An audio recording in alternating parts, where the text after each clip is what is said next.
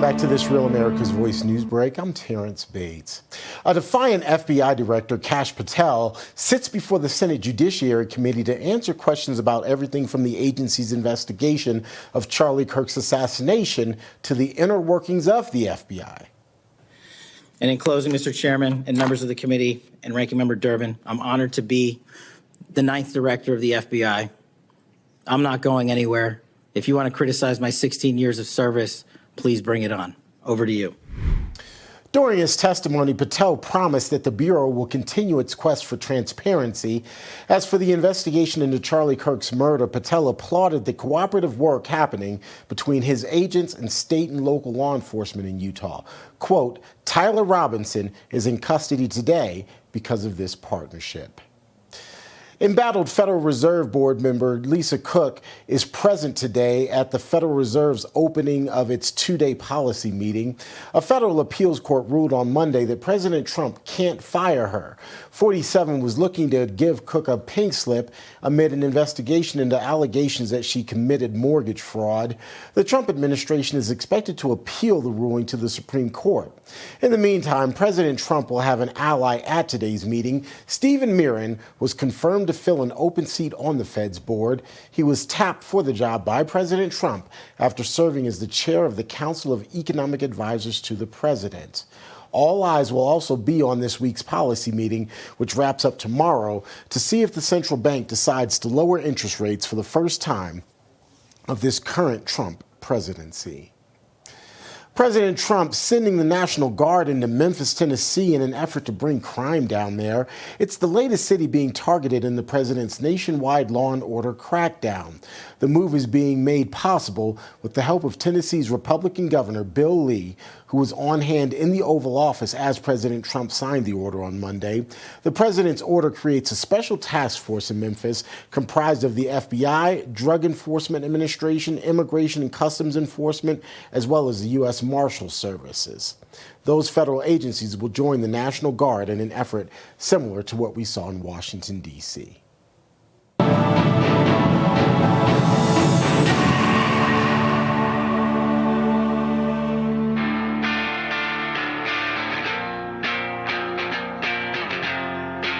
This movement will not be silenced. You're listening to The Charlie Kirk Show. It's a great bumper. Andrew Kolvet here, executive producer of The Charlie Kirk Show, joined by our friends Matt Walsh, Michael Knowles, Ben Shapiro. Ben, the floor is finally yours. I feel bad. Is at 9:33 here? Not at all. I mean, it's. But yeah, please. I think the thing for all of us about Charlie is that everyone felt Charlie's used the word innocent earlier, Michael. It wasn't just that he was innocent in the sense, obviously, that he was an innocent person. He was truly innocent at heart. Right? Charlie didn't change from the time that I knew him at 18 years old. I mean, the first time I met Charlie, and I've talked about this before, was the Breakers in Palm Beach, and he was walking around. He had just started Turning Point, and he was like very scrawny at the time, but very tall. His beanpole, and he was just bundle of energy, which never stopped. I mean, legitimately, endless levels of energy. If you're talking about meeting Charlie, Charlie was just energetic all the time. I don't know where it came from.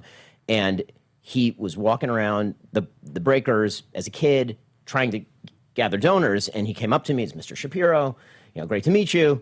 And it was like, I wasn't used to be calling Mr. to that. I was like 28, right? And Charlie was 18. And Charlie, I met him. I turned to Jeremy Boring, the other co-founder of the Daily Wire, and I said to him, that guy's going to be the head of the RNC.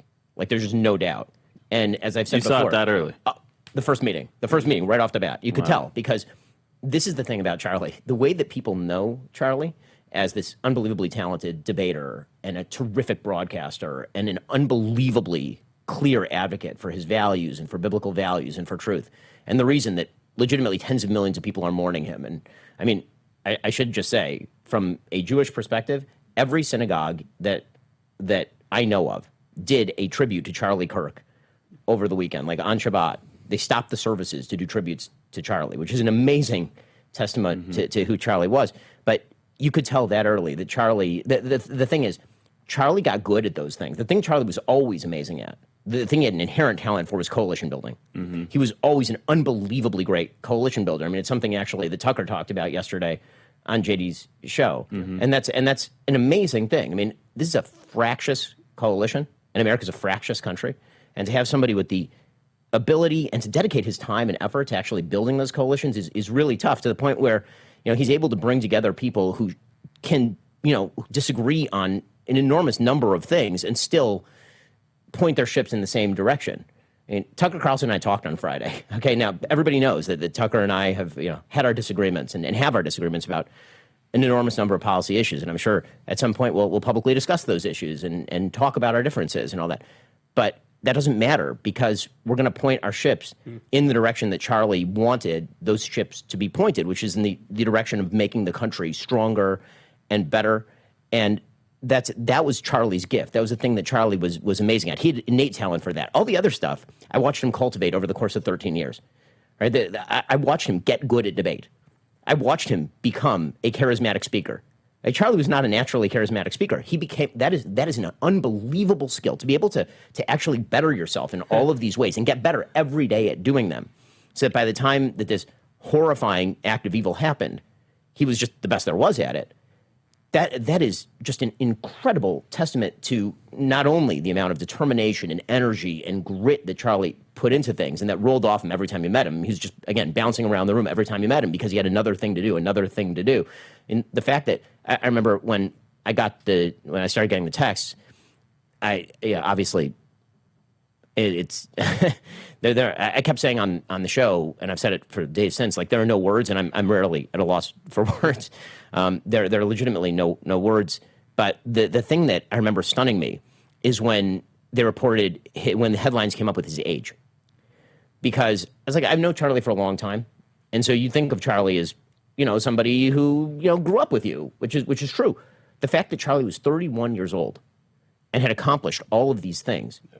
I mean, just when Matt, you say irreplaceable, utterly irreplaceable. I mean, just completely irreplaceable, which is why everybody, this is why his movement is going to have to be the replacement, right? Everybody is going to have to do their part, because when a giant drops the load, it's got to be a bunch of normies who pick it up. But I think that's the other thing about Charlie, aside from the fact that he was a giant. I said this on the show a couple of days ago, is that people describe people as larger than life.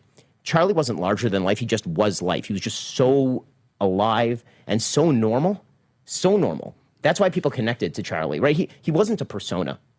Yeah. Right? There are so many people in the space and in the political space who are just kind of like caricatures of themselves and personas and performative and all this kind of crap. And Charlie wasn't any of those things, right? Charlie was a guy who had to be taught not to wear a baggy suit, as we were talking about off the air. Yeah. Charlie was a guy who, as you mentioned, someone told him he had Riz, and he said, "What the hell's Riz?" Right? That's who Charlie was. And the fact that a normie can change the world that way, and that's what Charlie was. He was saying normal, good, innocent things. The kinds of things that you want your children to grow up with. The kind of I'm going to show my kids videos of Charlie. Right? My kids are like 11. Right? I have 4, and they range from 11 to 2. I can show them Charlie Kirk videos. Charlie used to always check us and say no. Like if we had some content idea, and he'd go, "There's 10-year-olds watching. There's 14-year-olds watching. Always remember." He brought an innocence to the world, but an innocence with a level of sophistication in how to approach the world, and that is so difficult to do, because people who are innocent tend not to know how to do the other thing, the activism thing and the coalition building thing. He's a 5-tool athlete. Unbelievable, like truly amazing, and developed tools that weren't even in his arsenal at the beginning. This is why people talk about Charlie being talented, and they think that talent is a sort of compliment. A lot of people are born talented at a lot of different things. Charlie was born talented at a great many things.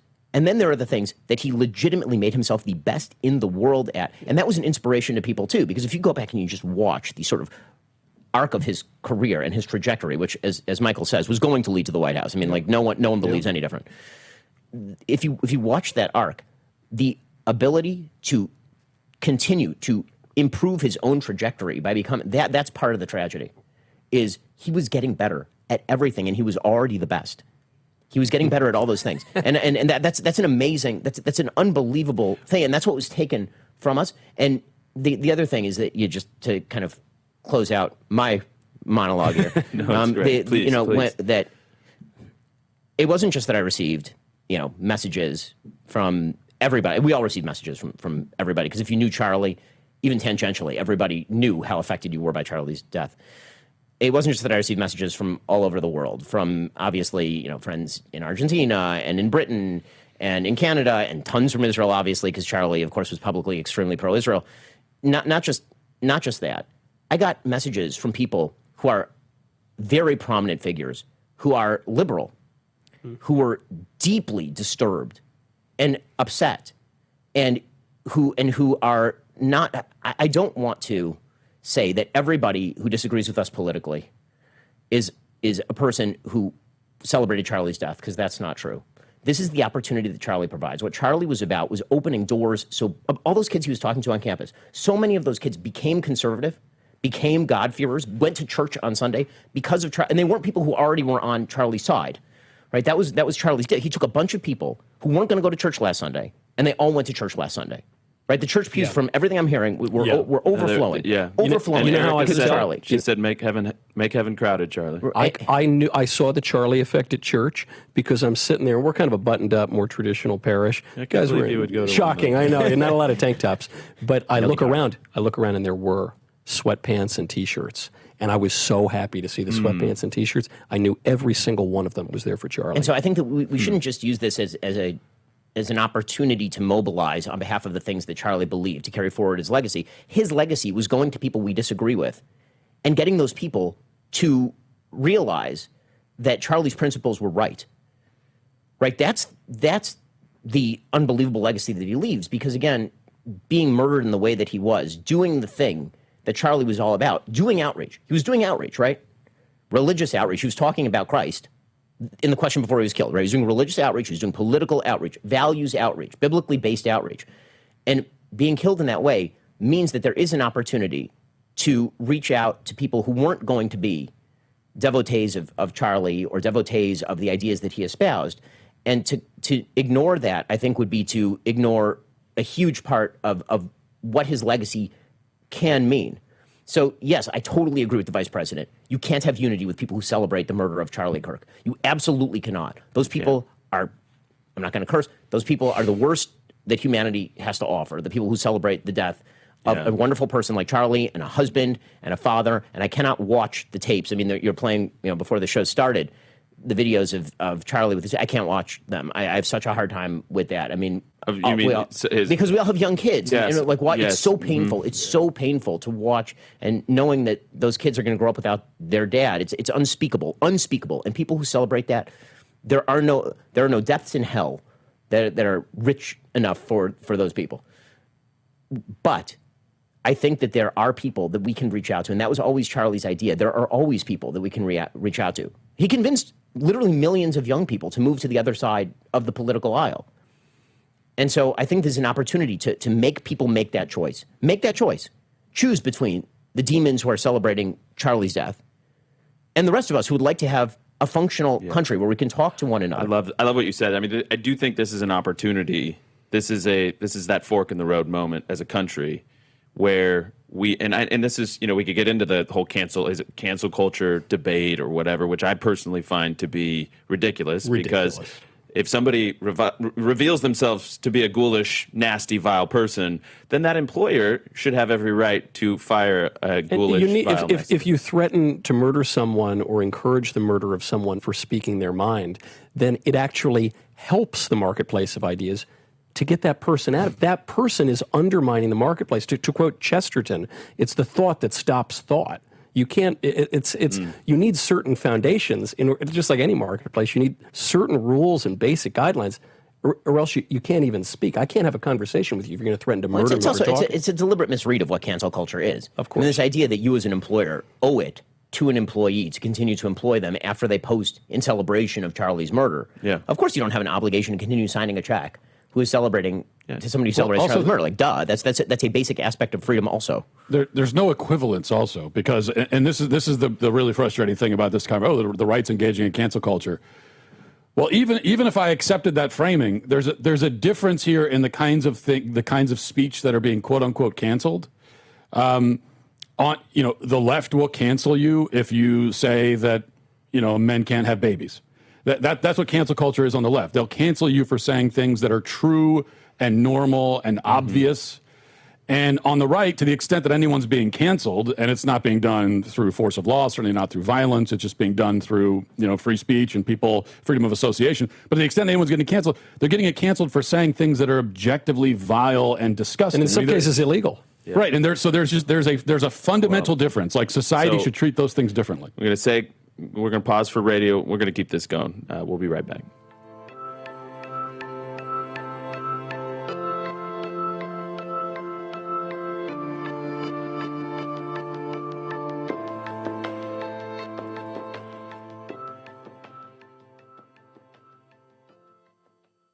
All right, welcome back, everybody. Let's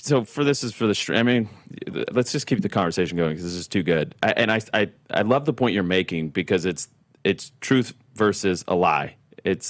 And I think I hadn't seen it put that way yet, Matt, and I think it's really smart. So build it out more without a radio break getting in the way. Yeah, well, I just think I think that when we talk about the difference in canceling on the right or the left, there are a lot of other differences too. I mean, one of the big differences is that the right, especially historically, over the last several decades, doesn't have the institutional power that the left does. And so when the left cancels you, they're using institutional power to do it. I mean, they're using big tech platforms. They're using these big corporations. So they have that institutional power that the right doesn't have. So there are a lot of differences. But I think the most important difference, again, it goes down to the actual speech we're talking about. I mean, not all speech is exactly the same. There is just a difference. And so it is good. We should, in society, react with revulsion to things that are revolting. When someone says something revolting and disgusting, we should react with revulsion and disgust. But when someone says something that is good and normal, we should not react with revulsion and disgust. You hypocrite. Hold on. I'm confused, Matt. I think I've got you. Yeah. No, I mean, it's this common sense stuff that we all know it, and yet somehow it erupts into a debate on X. I think that what happens is that everybody flattens out these positions into the dumbest version of the argument. There's a sort of pixelation that happens where it's like, well, that means that I should be able to say anything, and no one should ever be angry at me. No one should ever criticize me, no matter what I say. And if you do, that's a form of cancel culture. And it's like, no, you've now reduced the argument to the stupidest version of the argument. The argument that I think all of us on the right were trying to make, maybe sometimes ineffectually, but I think correctly, was if you say a man is not a woman, that is not a cancelable offense or should not be. And yet that was a cancelable offense for half of our industry. I mean, legitimately. Yeah. I mean, this is the thing that's... And there was an incident that happened, just personal memory, from 2014, where I was on CNN Headline News. And there was a transgender identifying person, a very large male transgender identifying person with extraordinary large female hands.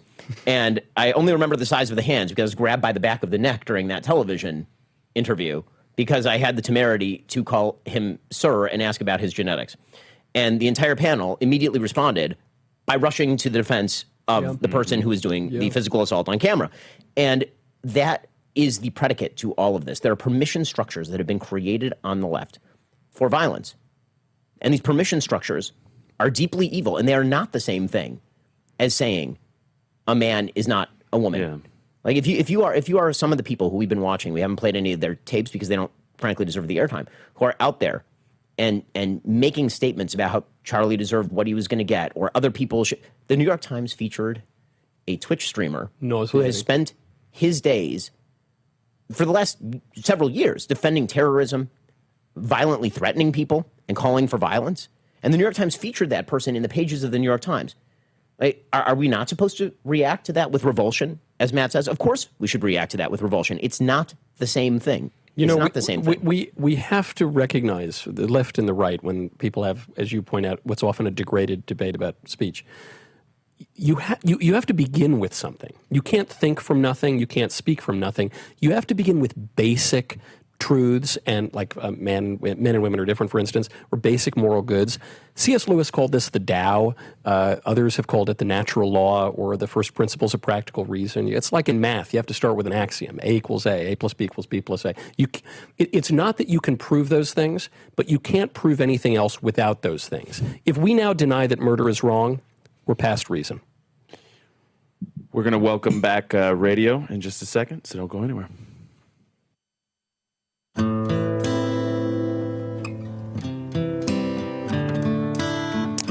right, welcome back to the Charlie Kirk Show. I just want to say again, guys, thank you for making the trip here. You guys were so gracious about.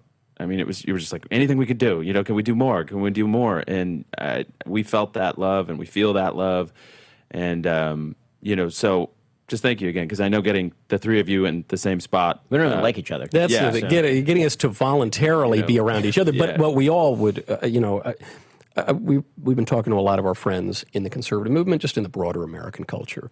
And right now it feels that not just the beating heart of the conservative movement or the Republican Party, but it does feel like the beating heart of America is in Phoenix right now. That's at TPUSA. And so this is the place to be. And however anyone can help. Some people can help by spreading the word, starting a chapter, sending a donation, doing whatever they can do, though. This is where it's at right now. Thank you for saying that. And I also want you guys to know that, Erica feels that too. I talk to Erica multiple times a day as we're just, because on top of the show duty, it was sort of, I don't think people realize this. I was originally like comms, PR, dealing with incoming on Charlie.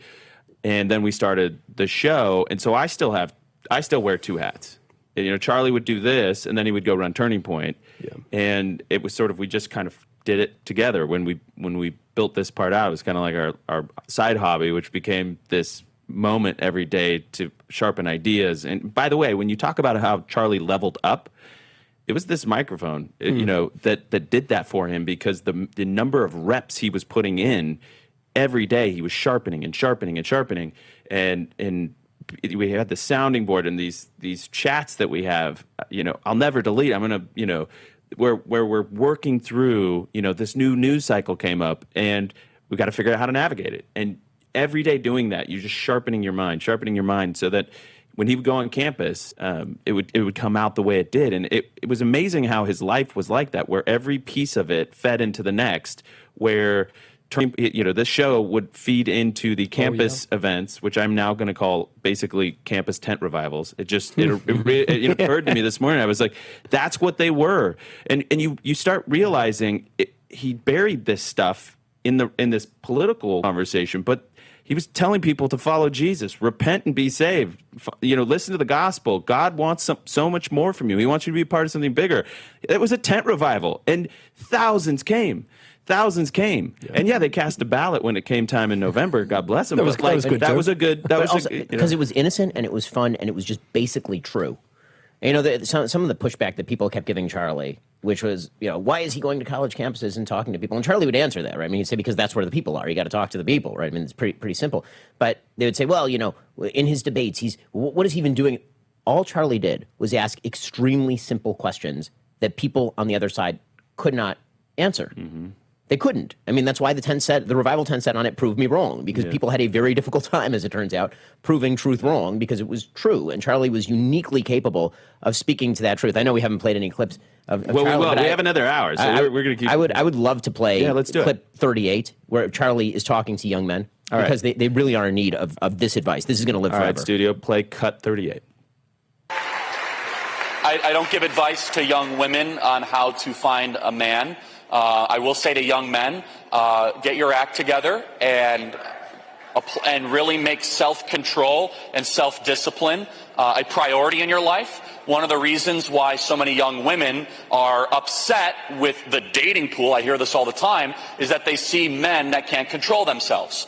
And as you can tell, the young ladies are very enthusiastic about hearing this. And by the way, here's a thought crime for you. Women want to be led. Women want to be led by strong men. And